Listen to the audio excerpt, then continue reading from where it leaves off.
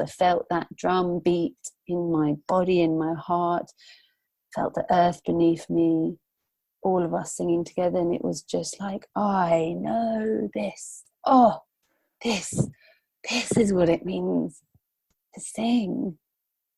It's a living prayer that we are experiencing here, and it's up to us what prayer we're making. It's up to us how we live that prayer, how we show up to that prayer, what intention we really put to our life. Just life is bringing me what I need, even when it really hurts or it's really, really challenging, which it often is. If we can remember that in those moments when we really fall to our knees, we're pushed to our knees, that our soul has come here for that exact experience, that every single experience that we have in our life is exactly what our soul needs for our soul's evolution. We remember that we know how to live with this earth in a way that is harmonious, because we are the earth, because we are the spirit of life. Because our soul, the truth of our soul, is not separate. I belong to this earth. This is my mother. And if we don't feel it, it's because we are disconnected from ourselves and from the earth. But the earth is our mother. I am the earth singing through me. We all are.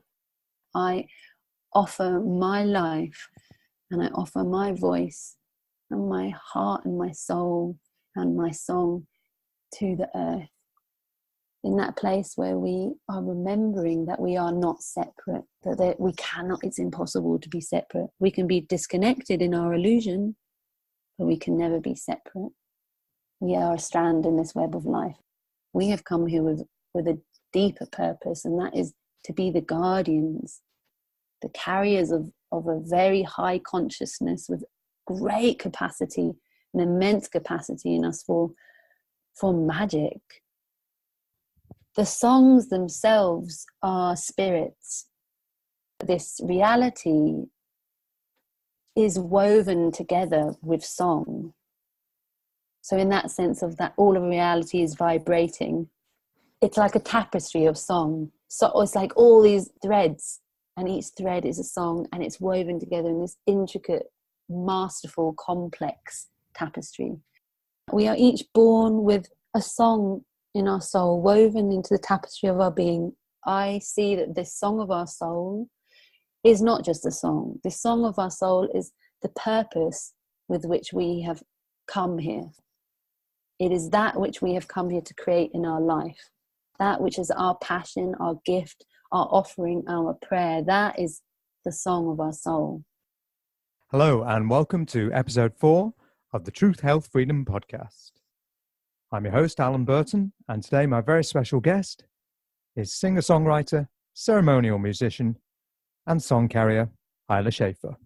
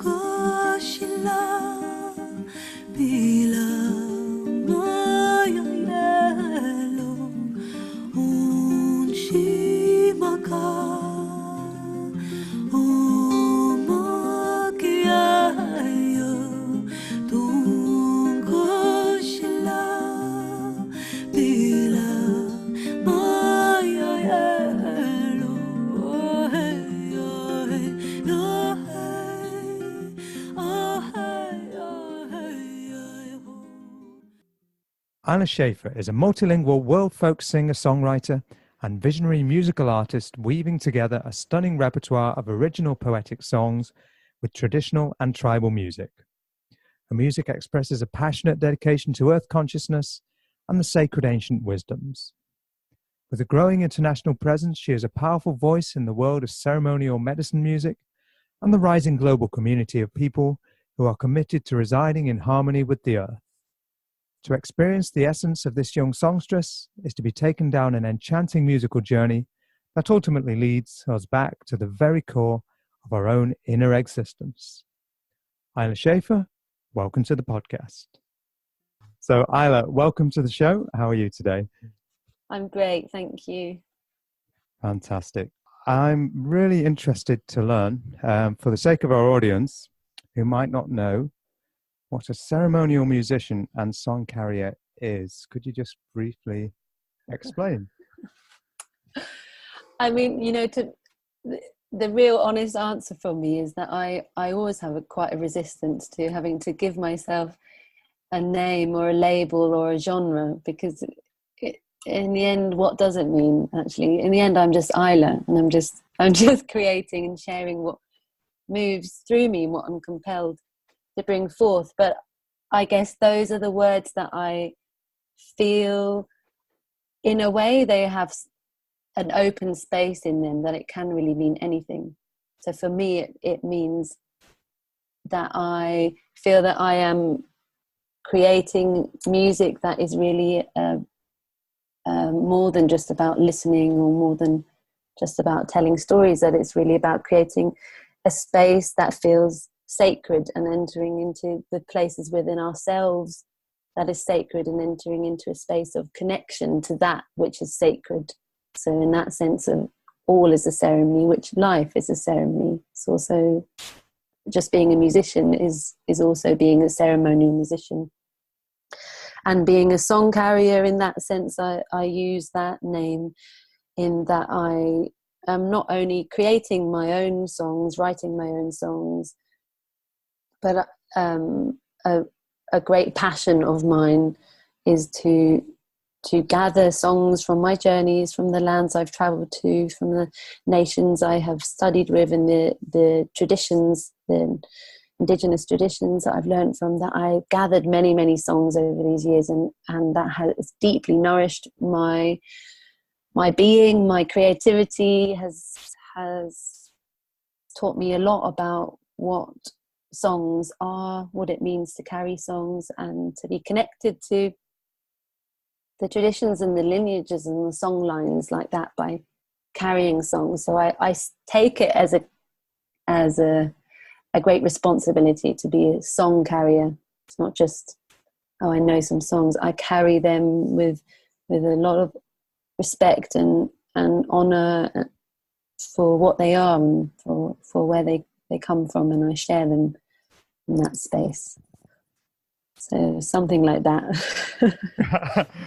I think that's really clear. I understood, and I'm sure my audience will. So thank you very much. Sure. For just sharing that, because a lot of people will be familiar with your work, but a lot of the listeners won't be. So that's a really good introduction. But you didn't start out carrying these songs, and you didn't start out as a ceremonial musician. So where did your musical journey begin? What are your first memories of listening to music and creating music? I mean, my first memories, I'm not going to necessarily go that far into my really, really young childhood. I always loved singing and always loved music. It was always quite a kind of center point of my life. I just remember singing a lot as a child. But for me, when I really started stepping more into it being something that I shared, was when I was about 16, and my mum just gave me a guitar for Christmas.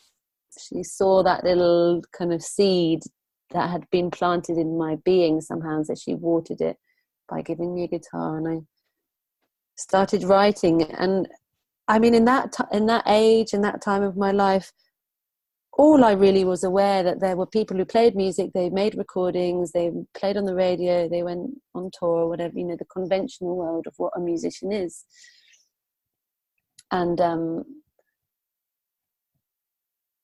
so I started to find that for me, writing songs, playing music, expressing my feelings through the songs that I was writing was like my therapy in some ways. It was the place that I was able to say things, share things, express myself where I didn't feel able to do in my daily life. But I was still, you know, like what we would call it now a singer-songwriter. That's the label for that, like whatever that means. I sing and I write songs. And then back then I started playing in music venues and pubs and bars and the conventional part of gigging, because I felt the compulsion in my being to share, not just to write and to create for my own healing process, which it very much was very, very, very important for me in that time. But I also felt this call to go out there and to be offering, but I didn't know that anything else existed. And I mean, it very quickly I became aware of that there somehow was an illusion within that whole world that I was in, playing in a music venue with people drunk and talking, and you know, and me sitting there bearing my heart, really just very vulnerable and very honest. It's all I knew how to do. I've never been able to lie in that sense. I can only really sing and write from that place of absolute, that nakedness, and to stand naked like that in spaces that just did not have the sensitivity or the capacity or the intention to listen and to hold that deep prayer of the music was very, very painful. So after a few years, I quite clearly made a separation. I kind of broke up, had a bust up, had a divorce from that way, not knowing that there was something else, not knowing that there was another way. All I knew was like I just couldn't do it. I couldn't bear it. It was breaking my heart, actually. Wow. So you're at the point where you couldn't go back, but you didn't know what the way forward was. So what did you do? Well, yeah, it was that classic moment of death, actually, in a kind of sense of, I think this happens for many, many of us, maybe most of us, and for some people more intensely than others at some point in our life. It is this inevitable cycle of reaching those places of, in one way or another, a crisis or a breakdown or a shattering of something that we have known. And in that moment of death before the rebirth is such a scary place to be in. It's like that dark point in the night when everything is absolutely still. And because we know that the dawn is going to come, we can journey through the night. But in that sense of our spiritual journey, in those moments when we just don't trust, or we don't know that the sun is going to rise, and just to be in that darkness and that death, that's a very, very, very powerful place to be present in it also. And I think it's important to not know what is ahead, because if you know what's ahead, then you're dying with a goal or with an intention. And I think dying is about completely letting go. So I out of desperation and out of just being pushed into that space, I left England and I went away to Mexico, thinking that I was going just for a few months, and I actually ended up staying away for 2 years and went on a very, very magical, powerful, very challenging in moments, greatly expanding, great time of expansion for myself. And musically, I mean, I stopped singing absolutely for a year and a half of that time. I didn't play the guitar and I didn't sing, and I stopped writing, and I went into that abyss really fully, which was completely necessary, because when I then emerged, when the dawn came, that light began to kind of start to glow again from within me. It was a total transformation and a total renewal, because the death had been so total. And with this death, were you able to present? You talked about presence with it. At that young age, were you able, before you went to Mexico and felt the dawn and experience the dawn. Were you able to be present with it? Were you able to deal with that at that stage? You know, it's difficult to say, really. I mean, I was able to be present in the sense of I definitely went for it. In my memory of it, I definitely went very, very deep and very fully.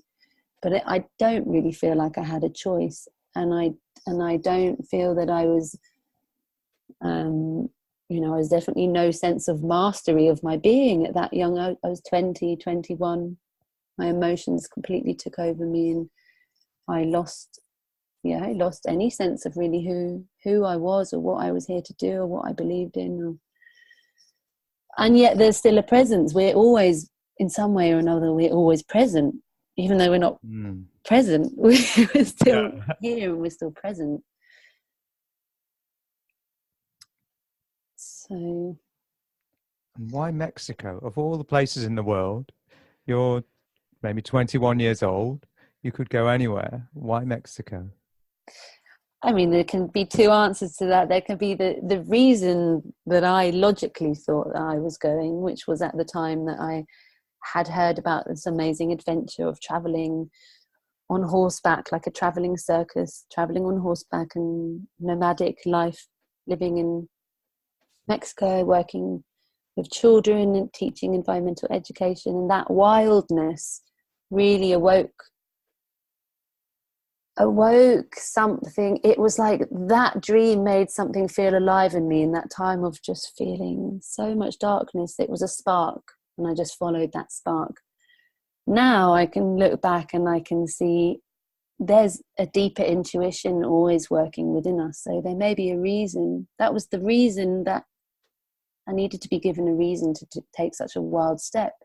But now I can see that step was an absolutely crucial step, pivotal moment for me in my life, because the threads that I then found in Mexico, in terms of the native traditions there, the traditions also of the North America that are very strong there, the vision quest, the teachers that I found, the trail that I found there that then led me to Peru, and that then led all these things that have led to this very moment.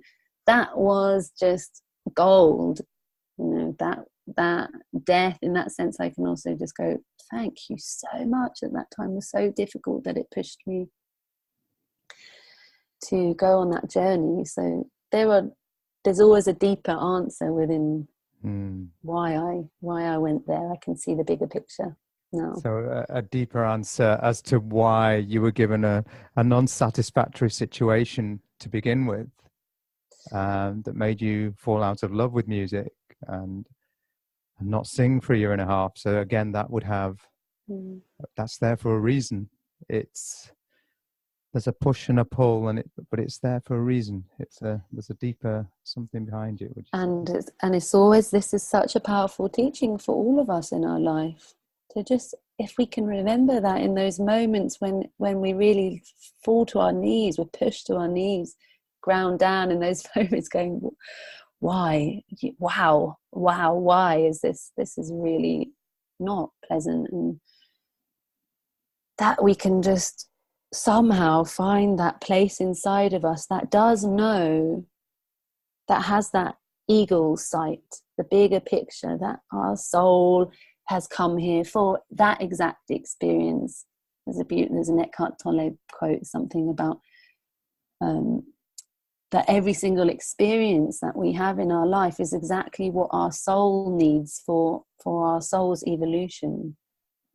And those, to trust that is exactly the medicine we need, that's going to take us on to our next step, that's going to take us on to our next step, that's going to take us on to that moment of opening and expansion. And then there will be the death again, because that is nature, and this is the cycle of creation, the rebirth, the transformation, the growth, each time a little deeper, each time a little more beautiful.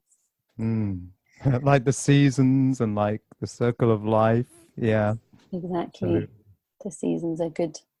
It's good to in winter I spend a lot of time just studying the trees and to see the trees in that space of winter and see they're not freaking out. No, they're just sat there chilling. Well, more than that, there's the energy that goes deep into the earth, into the darkness, into the underworld. To think so many stories and mythologies have this journey of descension, the journey into the underworld, where the energy or the spirit or whatever, however we want to speak about it, goes underground. And trees do it in their simple ways. So they're massive teachers for us, masters in that sense of just to watch the cycles they go on in a year, and that what they're doing when it's winter, they're actually doing quite a lot, but it's underground, and it's silent, and it's hidden, and it's quiet, and to really so trust. we may not see the life on the surface, but the life is still there, ready for the right moment. So you had your moment in Mexico when you followed those threads. And you mentioned you were introduced to the native traditions there. So from traveling on horseback and teaching children, how did you encounter these native traditions, and how did that affect you? I mean, it found me. It's definitely that kind of feeling of it just kind of quite naturally appeared in my path. And sure, I was, without realizing, I must have been seeking for it, for that hunger in me. But I really just kind of quite magically stumbled across certain things, certain doorways that opened up, which I won't go in. I mean, I could tell you this story, it could last for hours, so I won't go into all the details, but it was immediately very, very, very powerful for me. In Mexico, the native traditions of the North Americans, of the Lakota Indians, many of the different Indian traditions are very alive and very strong. There's quite a crossover there.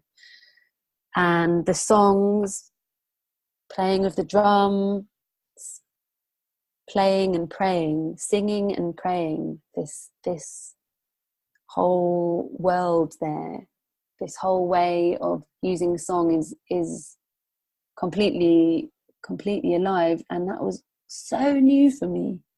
So I think I was first invited to some sweat lodges and going into the womb of the earth as it represents, and being in that space of prayer and people singing with the drum, singing these songs, these Native American songs or songs in Spanish, and prayers for the earth, prayers for the elements, prayers for creation, prayers for the tribe, for the family.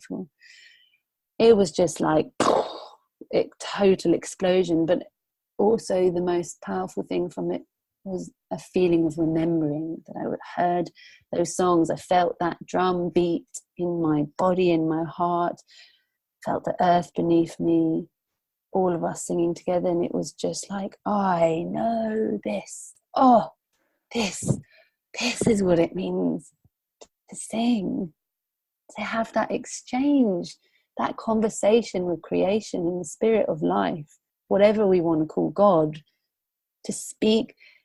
There's this beautiful Sufi saying that the human voice is the only instrument created by God.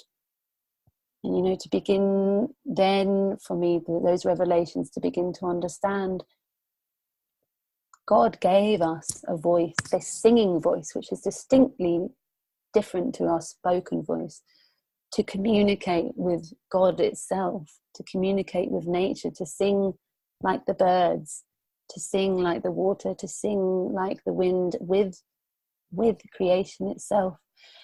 And that from that moment and over the next year and until now, I'm still on that path of opening to what does it even really mean to sing, to allow that sound and vibration to move through my body, and more to understand it's not about I'm singing. I feel for me that singing is about opening ourselves to a force of life to move through us, to an energy of creation to move through us and express its beauty in all the different ways that can sound like.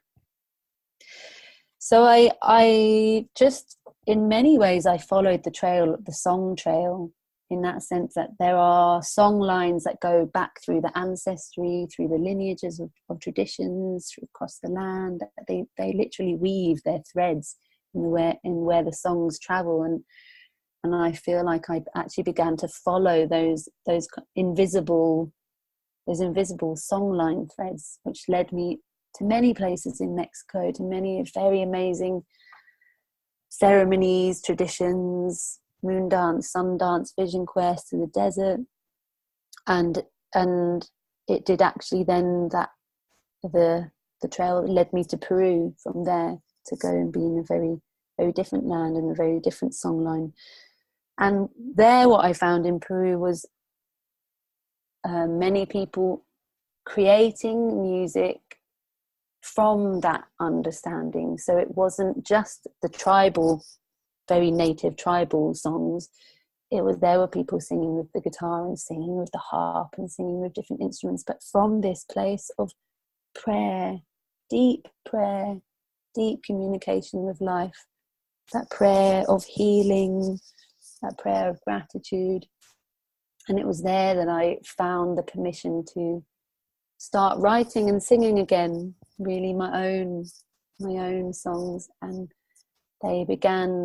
from that time they began to come through in a very, very different way, in a much more honest way. That relief in my being was like, oh, wow, I can really, really speak my truth. And this is the thing, it never ends. I still am going into deeper layers of honesty and truth and authentic, and deepening my prayer and expressing that through song. So then when I returned then from Peru, after those 2 years, and I came back to England, it was like that river was very much flowing, the river of songs through me and my voice, and was teaching me so much. It was guiding me. It's like my songs and my voice are really a teacher for me. They really show me the way and teach me about myself, and teach me what is also blocked in me, in the places that are still learning to open. And so then returning back here and sharing with all of that I'd learned there, it's been a very different path of how I share since then, and it's still evolving. Wow. And now the enthusiasm and the delight in your face comes through in your voice and your face when you're talking about that. It's so clear that you're talking about something so dear to you that really just shines through you. It just fills up your entire being just to even speak about it, let alone to sing it. I can hear that, I can see that as you're describing that experience. And you spoke of this remembering. So it's as if the implication is that you knew these songs before, you knew this way of singing before. Did anyone else, any of the native people, notice that in you? Did they notice, she remembers? Could they see any of that? It's definitely difficult for me to answer that. I don't know exactly. I definitely felt that there was a sense of recognition from the people that I was with in those different times, those different places. There was a sense of really a welcoming and an acknowledgement. So I don't feel I can say necessarily they recognized that I had known it before. More than that, they could definitely recognize just that passion and that aliveness that it brought to my being. And really that's what's relevant. If someone is like find something that brings their spirit to life in anything that we do, and that's to be taken care of. And so I feel that any elders or native people or anyone actually who is perhaps holding a space or carving a way, that's a very important thing for them, that they will recognize the people who are really here to remember, whether they remember or not. If you show up like, I am here to remember, and I am here to pray, I'm here to learn, and I'm here to grow, then there's a space. Mm. And then you brought that back with you. So you must have finished in Peru at some stage. You come home.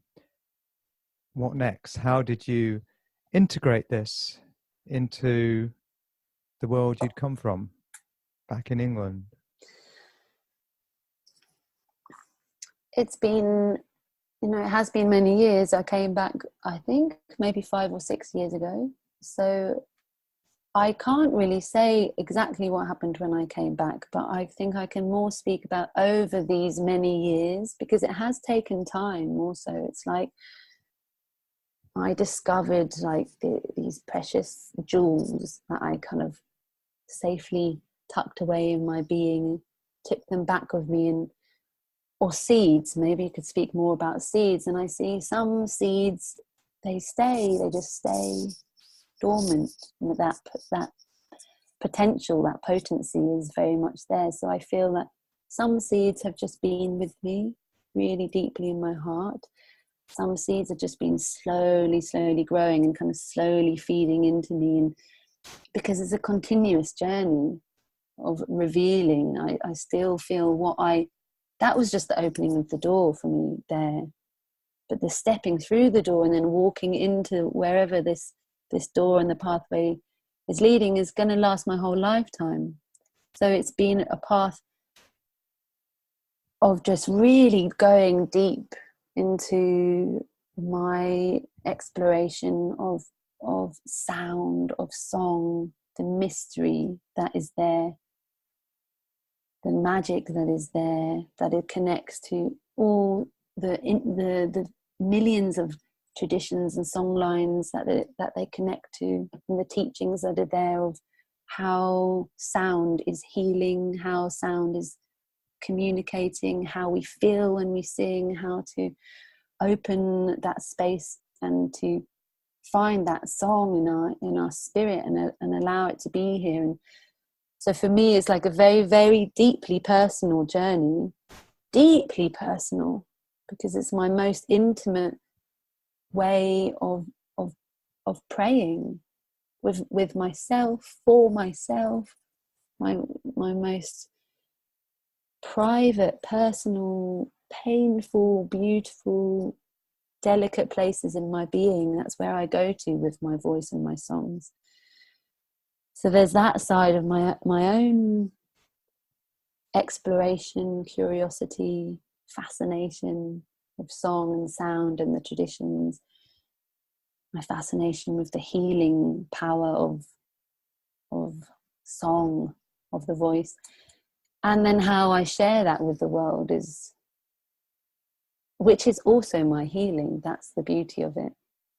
It's also for me to share and offer, that is also a very important part of my prayer, my healing. So it's been many things, there's like many flowers to this tree that has been growing from this seed. And this is where this kind of concept of ceremonial musician comes in, is that I have begun to share again in what seems like a concert form, but for me, I see that as a sacred space that is created not just by me, it's created by all who are together in that space. The listener is absolutely co-creating that ceremonial space, that journey. So for me, the concerts, they can be very, very beautiful and can go into very deep spaces. People can enter very powerful places of healing, deep listening and meditation, communicating. I really welcome people to sing along. People can there's been beautiful, beautiful times, the whole room singing and people dancing, and that we enter a place of prayer. Temple, it's a temple. It's like another way of going to church. And like that, it's also a sound journey. I've been offering sound journeys, have been working more with that intention of sound healing, and the workshops and collaborations with other people who are inspiring me and who are doing have a similar intention for this work. Yeah, it's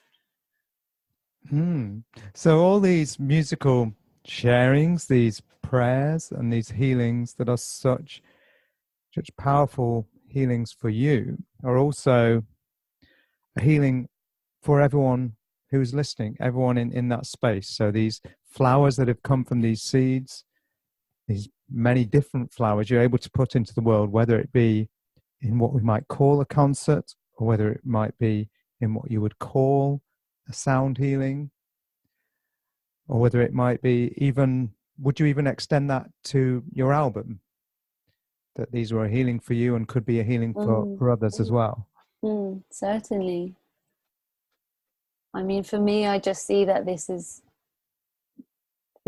just the way that it is. When something is truly, authentically healing for somebody, that space, the way that they can share that. I mean, you see this a lot with people when they're really walking their path and their passion, that it's not just something that they're like, oh yeah, I'm going to just share this because I feel like sharing this or I enjoy it. It's like so deeply in their heart and and embodied in their experience. And in some ways, to use the word healing is also, I'm sure there's a question there also of like, what are we even talking about when we talk about healing? So if I was to give a definition in this sense of like, I think I would just say, maybe we could say more like returning home, that sense of finding home within ourselves. So for some person who finds home within their being when they paint a beautiful painting, they find it's really authentic and they really genuinely experiencing that, embodying that feeling and that joy and that connection with themselves and with something greater than themselves. I can just guarantee you that to look at that painting will bring the viewer home. So it's in that sense of we're all just kind of sharing our experience and guiding each other through. If we have walked the pathway, it's like that, I guess. If someone walks ahead the pathway in the forest and they're finding their way home and they leave a little trail, it can help people to find other people to find the way. So in that sense, that's really what I feel I'm doing when I sing my songs or when I hold a workshop or whatever it's that I'm doing. It's because that has been the way for me that I found and carved a pathway for myself in the woods, because this world is a pretty crazy woodland, pretty dark forest sometimes with thorns and all kinds of stuff. And it's quite a journey to walk here. It's quite an intense time to be alive. And so I'm just sharing the way that I have found and hoping that trail can be of guidance and can be nourishing and can bring goodness to people in their hearts and their paths and to this world and for this earth, for all that lives here on this earth. So that trail is my prayer. It's a very strong prayer. Now, you mentioned a couple of things there. You mentioned the word heart, and I had in my head, as you were talking about coming home, I had heart and soul. It's like if you connect with your heart and soul and express that. So you're expressing your deepest feelings, that there is power in that vulnerability. And there's something about the heart and soul that brings people home, and that heart and soul can be expressed in music or expressed in a painting. And that's something that was very strongly coming to me just then. And you mentioned this earth as well, and that's something I wanted to ask you about, because I've seen, and people can see it on your website, and I will leave all the website details in the description and at the end of this show. But on your website, there's a video for Unchi Maka. Is that the correct pronunciation? Unchi Maka, yeah. And there's something written underneath from Chief Seattle. It's a message from Chief Seattle. And the video is there seems to be some kind of water blessing and offering to the ocean. And this sharing from Chief Seattle about the earth and our connection to it. It says, man did not weave the web of life. He is merely a strand in it. Whatever he does to the web, he does to himself. So how do you see your work connecting with the earth? You've talked about, when you were in the sweat lodges, that was like in the earth's womb. How does your work connect? How do you connect? How does your heart connect with the earth? That's a beautiful question to be asked. I mean, I guess I feel just such a strong sense, and always have done actually, of I belong to this earth. Like this is my mother. And I think all of us who are connected to ourselves feel this, because this is the truth. This is the simple truth. And if we don't feel it, it's because we are disconnected from ourselves and from the earth. But the earth is our mother. This creation, this beautiful, beautiful world that we live in, that sustains all life, the miracle of the water, the miracle of the fire, of the air, the earth, the elements. And the more that I have walked my path and followed the trails and spent time living very closely to the earth, and learning from traditions that are, many of the traditions, they kind of call the native traditions, are like the earth wisdom keepers, or the guardians of the earth. And they still remember this understanding that us as human beings, we did not come here just to live off the earth, live from the earth, or just to be her children, but more than that, we have come here with a deeper purpose, and that is to be the guardians, the carriers of a very high consciousness with great capacity, an immense capacity in us for magic. The way that the tribal, the indigenous peoples, the gifts that they have, the magic that they are able to work with through intense training and initiation is beyond our comprehension. We will never in our lifetime probably even be able to fathom. But we sense this mystery. We sense that peace when we just sit in stillness with a tree, or when we watch the sunset, or when we are with the ocean. We feel the medicine, which is the love of the earth pouring into us, and being in that connection, being in that place where we are remembering that we are not separate, that we cannot, it's impossible to be separate. We can be disconnected in our illusion, but we can never be separate. We are a strand in this web of life, as Chief Seattle says. So for me, I feel my prayer in my heart in that sense of this earth as our mother is, I have had many moments of revealing this continuous prayer inside of my heart, which is that I offer my life, and I offer my voice and my heart and my soul and my song to the earth. That is such a strong prayer for me. And in that sense, in that offering of devotion and love for the earth, I feel that what I am discovering is that I am the earth singing through me. We all are. When we really can surrender and let go and open ourselves, this is part of the magic of being a human being. We have that possibility and that capacity to open our beings, to open our voices, open our bodies through dance, to allow the spirit of life to move through and express us. And it can also be the same with our art, or there are so many ways of creativity, of greater force moving through us, and that's how it can be so beautiful. So it's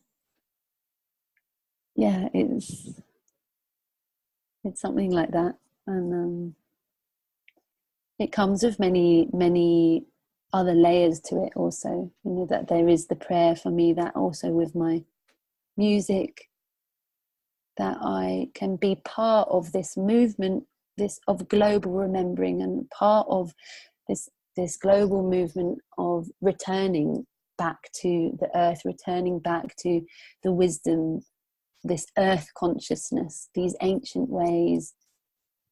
And in as we do that we learn to live, not that we learn, we remember that we know how to live with this earth in a way that is harmonious and full of kindness and in balance with what is here, and that we take care, that we really take care of this mother, our mother, take care of our waters, our rivers, our oceans, take care of the air, take care of our children, take care of our grandparents, take care of the forest, the elders, take care of that which is real, and that which really matters, and that which is the fabric of this life. Take care of the spirit that we are, and that's how we are able to open to the song of the earth singing through us, because we are the earth, because we are the spirit of life, because our soul, the truth of our soul, is not separate. Wow, you were actually taking so many words out of my mouth just then, and you were answering so many of my questions without me Good. asking. And I could just, once again, as you described when you described going into those song circles with the native people, I could just feel the delight, the overwhelming passion in your voice that it is what you are living. Your life is a prayer. It's just, it's a beautiful thing. And that really all of us just need to say that, yes, that is what our lives are. Our lives is a living prayer that we are experiencing here, and it's up to us what prayer we're making. Also, it's up to us how we live that prayer, how we show up to that prayer, what intention we really put to our life. But the more that we can realize that actually every breath can be a prayer. Every breath can be this divine exchange and communication with the spirit of life, because the air is the spirit of life. Every sip of water is the spirit of life. Every time we eat, every time we look into the eyes of a stranger, we're meeting the spirit of life there reflected in us. It's like this life is a miracle. Our lives, though, is a miracle. Our lives really are a prayer. I agree that the life is a miracle. I believe it was Einstein said, either everything is a miracle or nothing is. And to me, it's just very clear that everything is, including this communication now. Yeah, he knew. He knew about that. Absolutely, he did. Okay. So you've answered so many questions that I was writing down here. What I wanted to ask you next, because you've spoken of this journey, and it's been a wonderful journey, and it still is a wonderful journey. So what are you really working on now? I've seen on your website that you have some workshops. And so what are you creating now, and what are you sharing right now? Yeah, it feels like a blossom that is kind of really, in this past 6 months, has really begun to open. I'm sure it's been a blossom that's been there. I see it's a process of every footstep of my whole life has led me to this moment. For all of us, it's like that. But what is coming through for me very strongly now, that I feel very passionate and excited to share, is this workshop, which is still it will be in formation, I'm sure, forever. It will grow and expand, that I am calling the Song of the Soul. And it is in a sense, I also don't like the word workshop, actually. It's like definitely not a singing workshop in that sense of like, it feels so much more than that for me, because what it is I am finding ways to share all that I've just been speaking about, actually, like all and more, because I haven't said everything of what I have been discovering and exploring around my journey with my voice, with what it means for me to really open myself, to allow myself to be sung, this journey of remembering, this journey of returning, of coming home, of connecting to tribal traditions, indigenous lineages, the songs, the teachings within these songs, the ritual, the way of working with offerings, the way of using song as offerings, the way of working with prayer, working with plants, working with sacred objects, working with the body, with movement, with breath, with vibration, with sound healing. And so, it's many, many, many, many things that are being woven together into this journey. It's a journey that's called the Song of the Soul. It's a ceremony. It's a temple space. It's a space for healing, a space to really open ourselves to allow that song of the soul to be sung. And for me, this is an interesting thing, because I very, very strongly believe that the song of the soul, to kind of define what that means, is really the mystery, actually. I feel that we are each born with a song of our soul already written in our being. And this connects to there's many different native traditions that have this belief woven into their stories. There's a beautiful African, I don't know exactly from which tribe they are, but I was told this story that they say that when the moment of conception, before we even arrive into the belly, when our spirit is kind of like pulled towards this reality, it's pulled by a song that awakens us. There's like a song being sung that enchants us to come. But it's a very unique song of our soul. And in this particular African tradition, they say that the mother will already begin to receive the song. In the pregnancy, she will begin to sing the song. When you are born, all the people will be gathered around. They'll sing this song to you when you're born. When you go to sleep as a baby, your mother will sing it to you, and you will learn this song. You will carry this song. And this is, that's a more of a literal representation. But what's beautiful in their tradition is, if you lose your way, if you lose track of yourself, of your path, if you become disconnected, if something happens, if there's a crisis, if you're in sorrow, your tribe will gather around you and sing the song of your soul to bring you back home.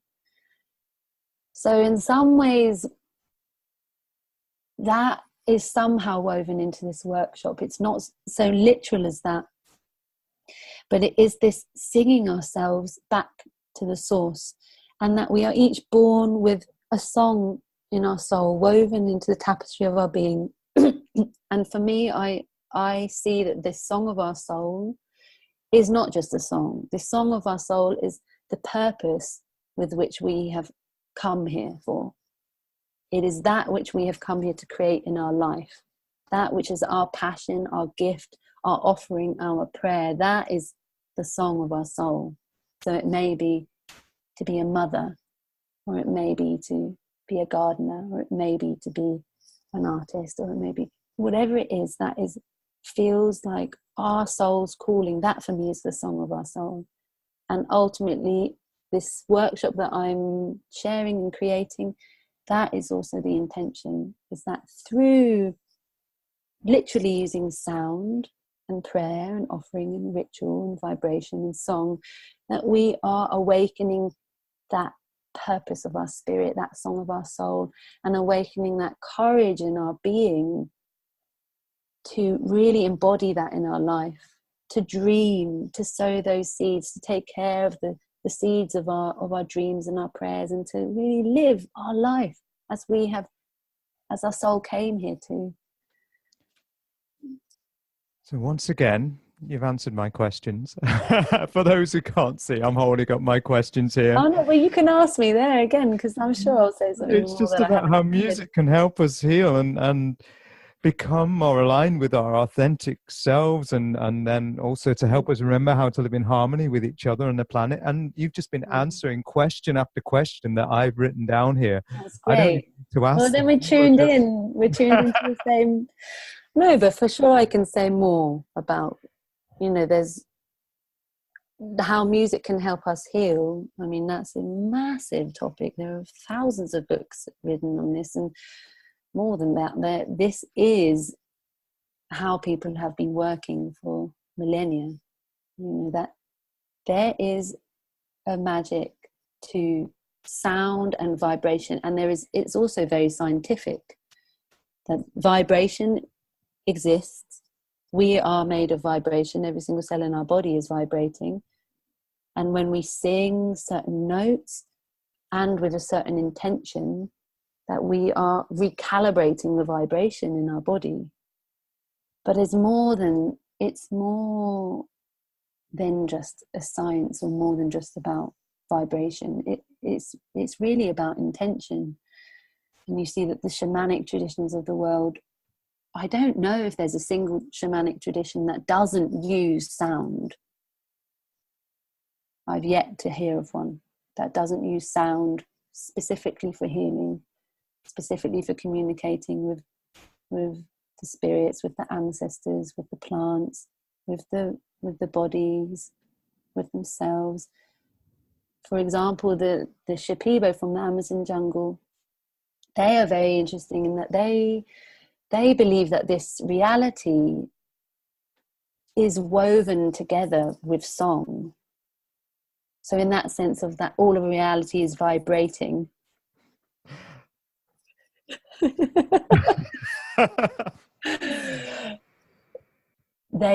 It's like a tapestry of song. So it's like all these threads, and each thread is a song, and it's woven together in this intricate, masterful, complex tapestry. So they train in their amazing lifetime of training that goes back through their elders, thousands and thousands of years. They learn to be able to visually read the song lines, to be able to look at a human body, or to look at a tree, or to look at a plant, and they see visually these threads that are woven, that are drawn, and they can sing. They are trained to sing, like it's like reading music, another way of reading music. So they can look at a body, and they can see where the thread may be broken or tangled, and through using the voice, they reweave. They sing that song back into its perfection. So that's like another, just opens up that space of what can really happen with song, and it's with the intention. So I also really feel when we are singing with intention and sending that vibration into our body, but it's also more that when we're singing with that prayer and with that connection, with that feeling of connection to the sky, to the earth, and sending out that prayer. I mean, the Native Americans is This is something I have really, really learnt from my times and the path that I walk with that as a big part of my life, is the prayers, the way they sing in that prayer. The native traditions is very, very strongly about prayer, about firing those arrows of prayer, communicating with that humbleness and that honor for creation. And it's through song and it's through the drum in a very simple way, and it's so beautiful. And do you know, I can't even remember what question you asked me now. I'm just talking about Neither can I, but you didn't just answer the as question that I healing. asked. You answered so many more, including, the laughter in the middle of that, for those who can't see, the laughter was because I held up my questions that you were answering on your own automatically by that very magic that you spoke of earlier. So yeah, while we're speaking about the healing power of song and of sound, it feels really important for me to share that I have come to learn and to understand that the songs themselves are spirits, especially the songs that have been sung for many generations, that have been passed down through bloodlines, that have been used with a clear and powerful intention over many prayers. That these songs, that there is a spirit, that this song is invoking and summoning a spirit. And there's a very delicate thing to do, actually. Also, if we don't know what we're doing, that there are many songs that can only be sung by someone who's gone through an intense initiation to sing that song and to use the power of that spirit, because it's such a powerful thing to do, to invoke spirits to come here and work with us, to ask them to do a specific thing. So in terms of the healing power of song, it's that we can remember that when we are singing a song, whether it be a traditional song or an old song, or whether it be our own songs, or whether it be a spontaneous sound, that there is a potential there to actually really invoke a spiritual force, a spirit that has a very specific medicine. That different songs have very different specific medicines. That different songs have different healing potentials. Or some songs are to summon healing, or some songs are to send out gratitude, or there can be very different intentions to ask for help. And for me, it's just been so beautiful, this process of learning that with my own songs, to honor my own songs that come through, to go, wow, this is not my song, this is a spirit in its own that just thankfully chose me to be its mother to give birth to it. But how I can work with the songs as I sing them, to know that there are spirits that are also connected to each song, that will work with certain songs. When we sing one song, there may be a whole tribe of ancestors who come and they go, oh yeah, oh, you called me, and they come and they work with the people.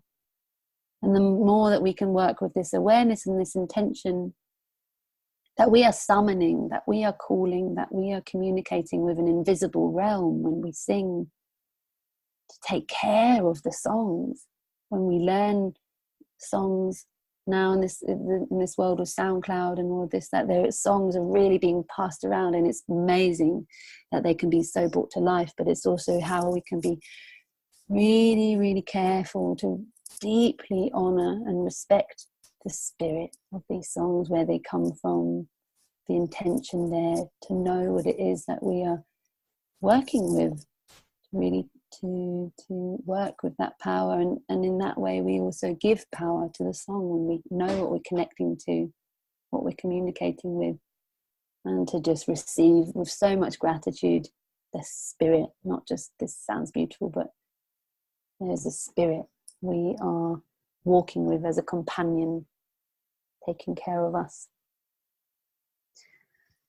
Yeah. Wow, that was really powerful. Mm. Really powerful. Thank you. Thank you. Mm. Now I'll just explain what happened there. I'll just pause it for a second.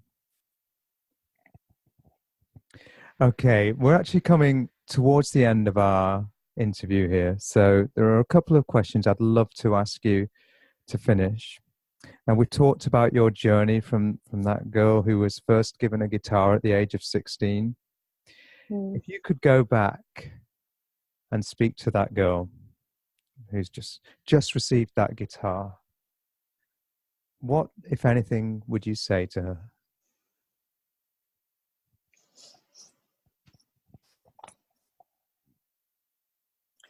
I think the first thing that comes up for me is the word trust, which probably for all of us is a big part of being human in this life that we live with all that it brings us, the challenges of just being a human being. Actually, I can kind of just see how, like, so much of what I have sung about and written about has been about that journey of finding that trust or losing that trust, finding a way to have trust and to really surrender to life, just to trust life is bringing me what I need, even when it really hurts or it's really challenging, which it often is. There is a lot that can cause pain in this life, and for me the music has helped me so much to understand it from a deeper place from my soul. So I think there's something there that I would like to just say to her, like, just be courageous in your spirit, Ayla, in standing in the storms that life is going to bring you. It's okay, like the storms are going to come, and it's okay, and to really trust the medicine of the storm, the wisdom of the storm, the wisdom of the broken heart.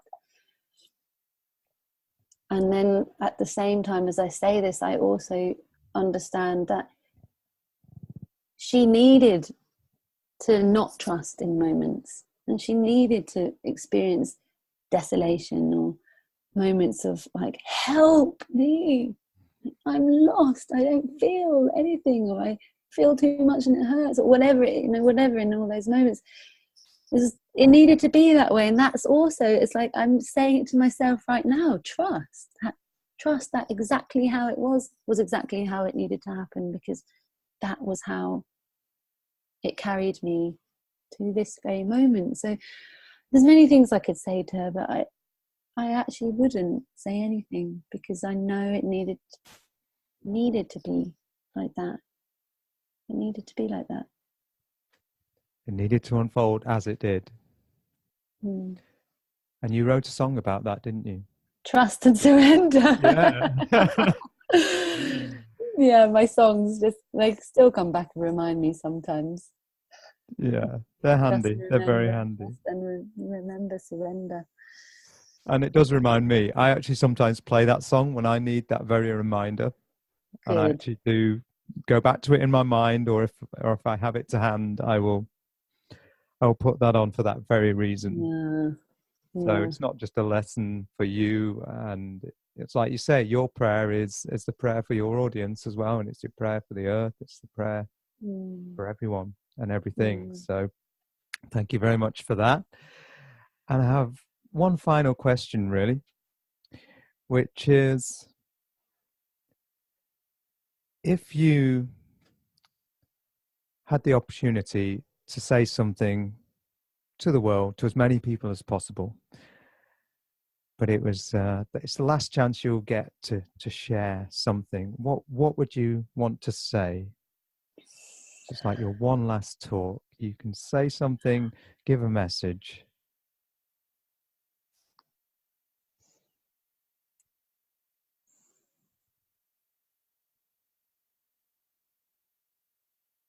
I would say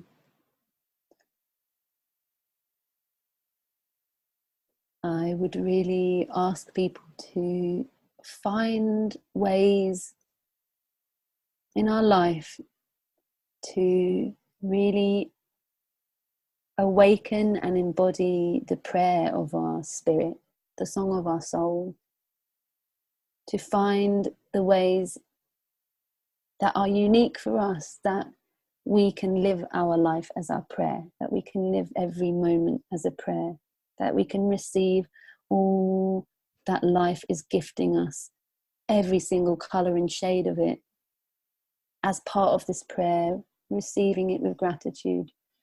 Find simple ways in our daily life to enchant beauty and magic in our life, to sit in stillness and silence and presence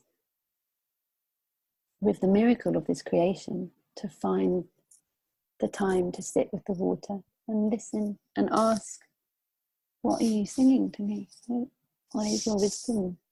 I'm here to listen to the sky, to the stars, moon, to be with the wisdom of the earth, to allow ourselves to be held and guided by the invisible realm, to be guided by all the beings that are with us, loving us, showing us the way, to really take care of our relationship with the earth, with the elements, with the ancestors,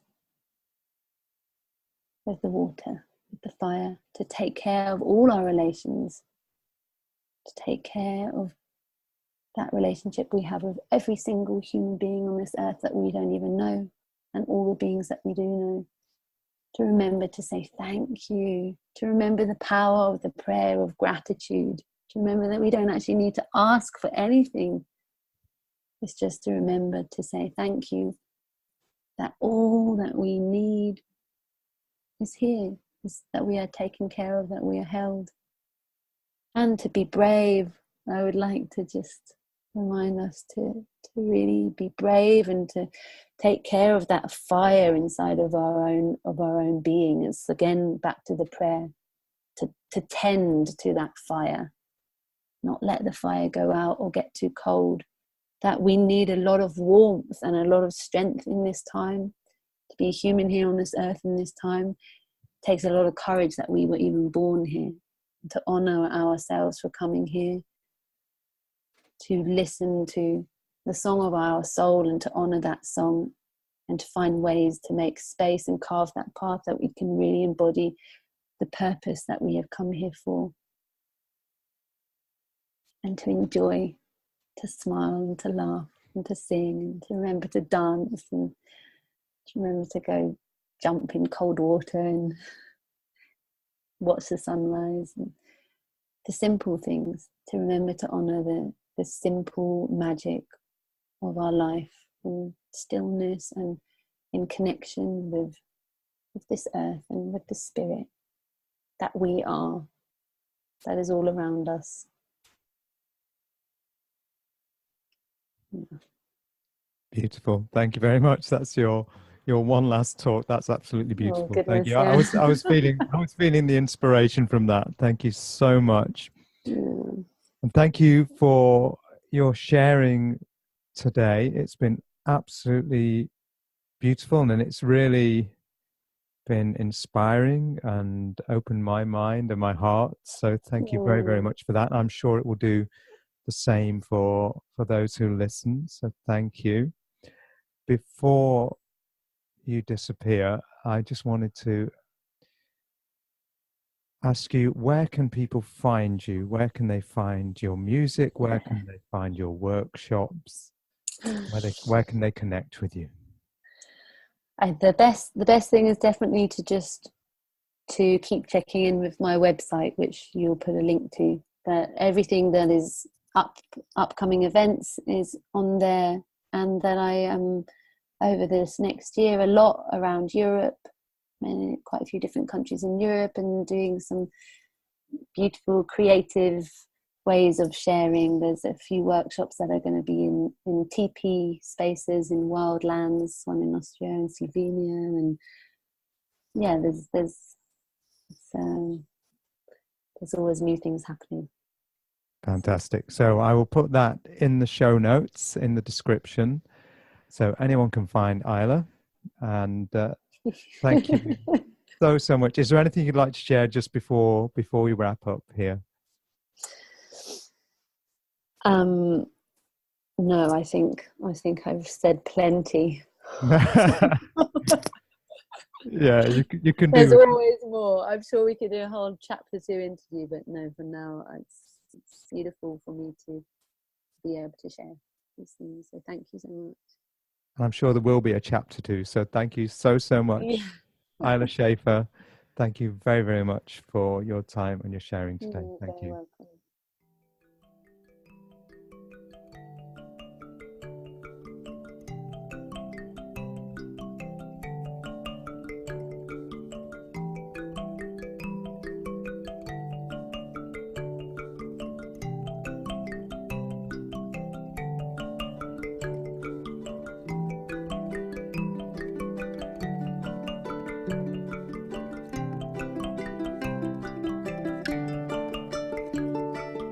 Llévame con tus alas de luz, águila, tráenos medicina del viento, del aire, de las estrellas, del sol, brillando, me guía el camino. Llévame con tus alas de luz, águila, tráenos medicina del viento, del aire, de las estrellas, del sol, brillando, me guía el camino. Cura, cura, cura, cura, me sana todo lo que yo llevo. Agradezco por mi vida, Pachamama, yo te amo. Cura, cura, cura, cura, me sana todo lo que yo llevo. Agradezco por mi vida, Pachamama, yo te amo.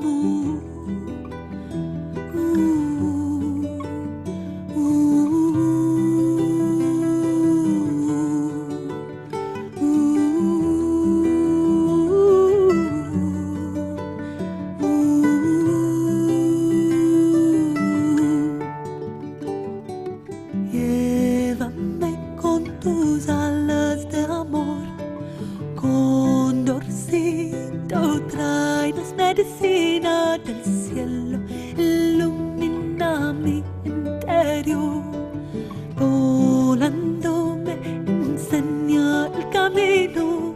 Llévame con tus alas de amor, condorcito, tráenos medicina del cielo, ilumina mi interior, volando me enseña el camino.